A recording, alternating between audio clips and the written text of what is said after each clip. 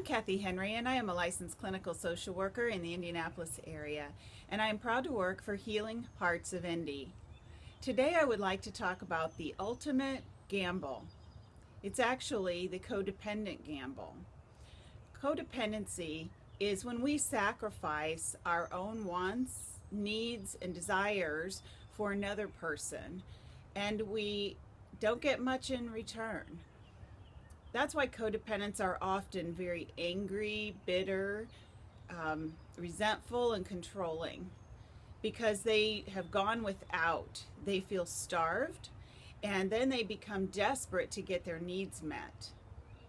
The problem is that they really don't understand how to get their needs met in a healthy way. So they've chosen or learned a codependent way of getting their needs met, and I describe it to my clients as a gamble. So if you liken it to a gambler, you go to a casino, you get some chips, you sit at the table, you put a couple of chips in, and then you get a payout. It's pretty exciting.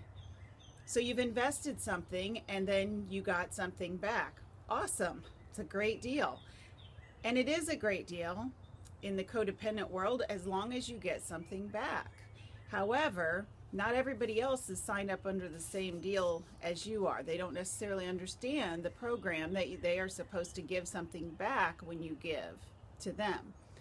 So in the beginning of a relationship, that's when we put our best foot forward. We are giving, and then usually we slack off a lot. After a while, it starts to taper off, and we're giving less to our partner as we take them a little bit more for granted.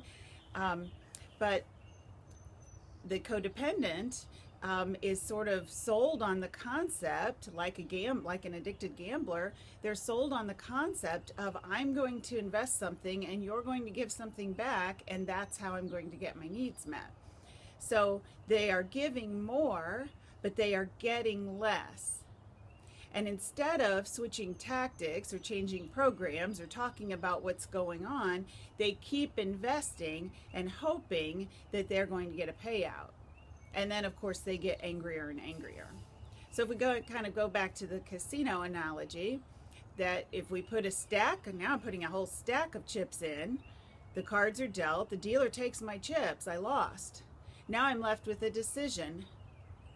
As long as I believe that there is a payout coming that will make up for all of my losses, you better believe I'm going to keep betting. All the way up to and including my last chip, and in fact, I may go to the bank machine, get more money, and go into debt. But that is what makes a codependent very angry and resentful, is not because the other person is doing them badly. They might be, but that's not really the biggest problem. The bigger problem is that they still believe that if they keep investing, that they are going to get a payoff that is going to make up for all of their losses.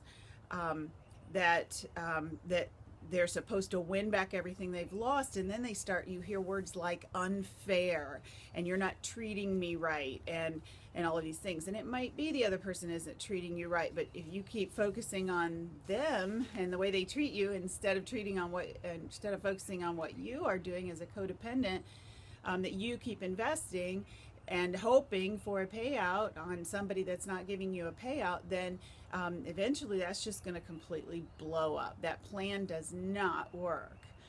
So if they're expecting a payoff from the person that they're in relationship with, the person that they're in a relationship with is probably avoiding them because they sense the growing anger and resentment and the potential explosion, and they don't want to be in the line of fire, which totally makes sense.